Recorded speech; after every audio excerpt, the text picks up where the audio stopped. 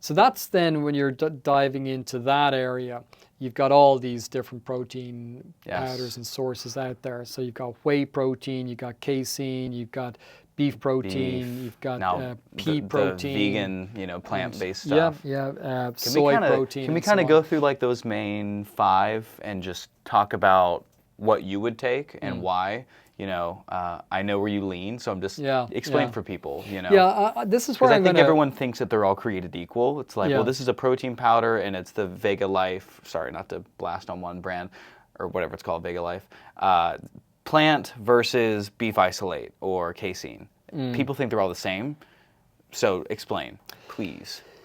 Yeah, well, I mean, I don't like getting into this, because it's almost like politics or something. I mean, just scientifically, I'm looking at a few things, amino acid profile. So that's just, if you just almost didn't look through that and you just looked at amino acid profile, and when you start to look at that, whey protein is going to score pretty high. Beef protein, casein protein. The other ones are going to score a little lower, purely from an amino acid perspective, unless they are mixing different types, again, like the same with the food. Or adding. So if you get like just, for instance, pea protein, soy protein actually in the amino acid is a little bit better. But generally, you're going to need to mix different proteins together. For instance, they might mix rice protein in with pea protein. Now then you're getting a better amino acid profile. So you got to watch that again. If you're just taking in just pea protein or other, it's better if they're combined with other ones to bring. And this is just purely amino acid profile. And there's something else that I'm going to talk about, because this is something where I probably diverge from the mainstream, because one of the big things I actually look at is what's called slow proteins versus fast proteins. Oh. So this is a big thing where I think they miss a lot. And there is some good research on this, but needs to be researched, I think, even further. Yeah. Because if you take in a protein and it only lasts a few minutes in your system, no matter how good the amino acid profile is, you may not absorb all that. It's because it's going through very quickly. Yeah. And this is like whey protein. I think it's a 15-minute absorption or something. Yeah. Versus casein, which can be, 6 hours? Yeah. Even, I think in the Boire study in France, they compared the two. And the casein protein lasted for, I think it was 7 hours, and the casein 15 minutes.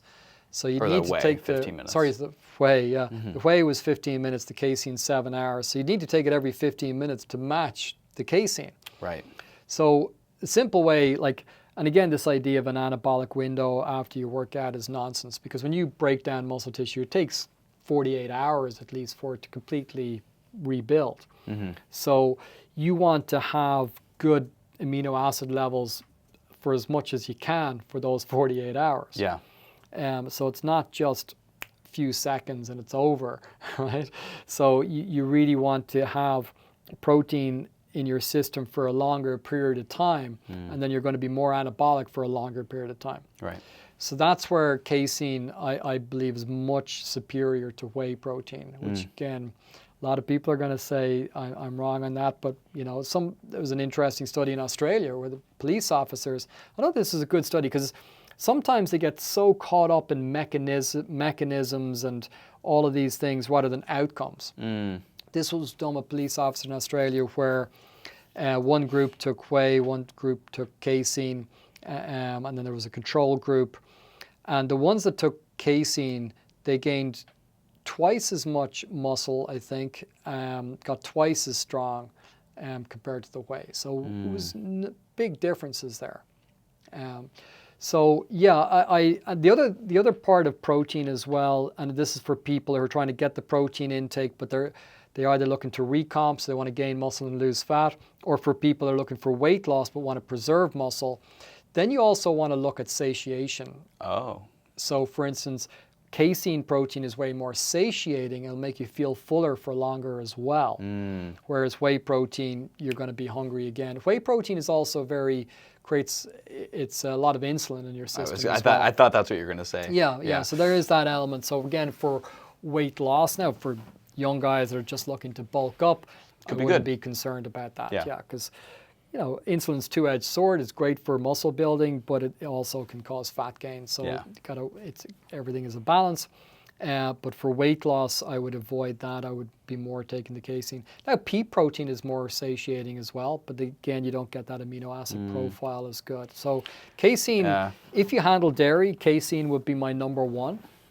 They call it a nighttime protein because it's such a long absorption rate. Do you need to take it at night? Can you take it throughout the day? Yeah, you can take it. I mean, again, I find those things weird. I guess. See, whey protein came on, and it was like, oh my God, this is twice as good. I remember when it came, and this is way back in the 90s. I think it was EAS was the first one, or Designer Protein, I think was the first one that came out. We ordered a box full. We were in Ireland, and we were, oh my God, over in America, they discovered this incredible new whey protein. Quick, we got big boxes of it, and we were knocking this stuff back, waiting for the muscles to appear. And it never happened. It was like, we were so disappointed with the results of it. But whey is just a waste product. So the profit margins are huge because when you make cheese or whatever, whey is what runs off. It's usually just fed to the pigs or whatever, and then suddenly it's this miraculous protein. But look, I don't think whey protein's bad. I think it's good. There's great protein in there, good amino acids, but I just don't think it's the best. That's all. I think casein, I would go number one if you can handle that dairy protein. I mean, whey is dairy as well, but casein is harder to break down. So if you have digestive issues or something, it may not work for you. But if you can, it's fantastic. So, would casein, would that be your number one on the list of protein supplements?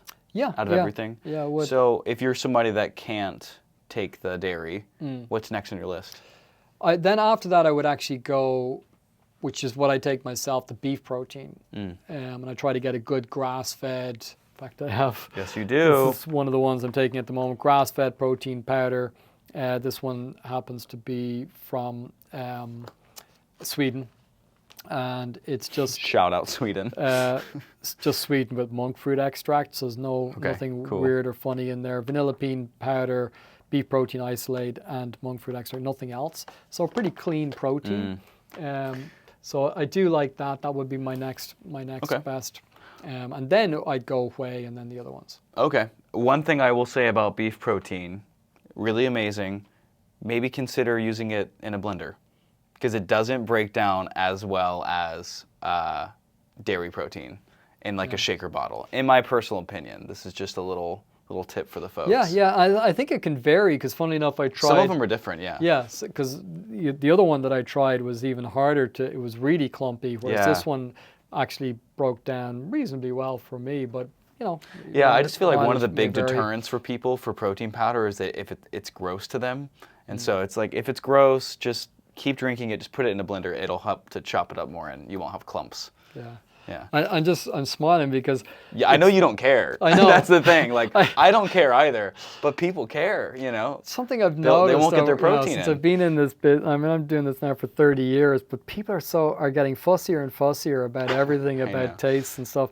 And I'm like, I just want to have an amazing life. I want to have like incredible energy and great health, and everyone else is like, just all they care about is the taste and flavor and all these things. And I'm like, really, you're going to sacrifice your whole life just because something tastes okay for a few seconds? Anyway, I'm definitely going off on a tangent. I just can't get with that mentality. You soft fools. Like, you're not going to take fish oil, extend your life, have better inflammation, mood levels for your whole life because you might get a fish burp. I can't relate to that, but I don't know. That's the world we live in. You're a special one, Thurston. I don't know. Some people like things to taste good.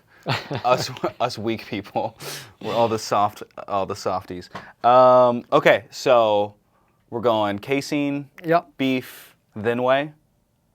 Yep. Then. And then I think pea protein after that. Okay. I could be wrong. I have a thing about soy that I just think there's a lot of negative things about. Now, I could be totally wrong, and some research says it's good and stuff, but there's something... Is it true that it causes gynecomastia? I don't know. Apparently, look, I don't know. I'm not there's the definitely hormonal... There's phytoestrogens in there. There's phytoestrogens it boosts your estrogen, right? Yeah, and it can totally mess up hormones and all sorts of things. And even with... soy oil as well, which is dreadful. Yeah. It starts to mess up even things with your brain. Like I've just seen a lot of stuff that I'm a little bit. I always have kind of attitude if something's in nature and natural or closer to that, and has been done for thousands of years, it's less likely to have really bad negative effects. Anything that's new and different, I want to see enough evidence that it's not going to have any negative effects, Right. and really well tested. So that's the way I kind of am in general about these things. So I just I'm no scientist, but it could give you man boobs. Yeah, well, I definitely would be. I need a very good reason to start taking that. Yeah, I mean, there's so many better forms or better ways to get protein. It's like, why would that be your number one? Yeah, and how these things are produced and these fields of soy and what they spray and all, like you got to really check all these things right down to all. Let me ask you this. So with like plant proteins, let's say I'm a vegan. I don't want to hate on vegans. Let's say there's a vegan and for whatever reason they choose to be vegan or vegetarian and so they don't want to take the beef or the whey. Now, we know that the vegan stuff won't have as good of an amino acid profile. Would adding like an EAA amino acid complex supplement to that protein powder, would that be beneficial for them? Does it work like that? Absolutely, absolutely.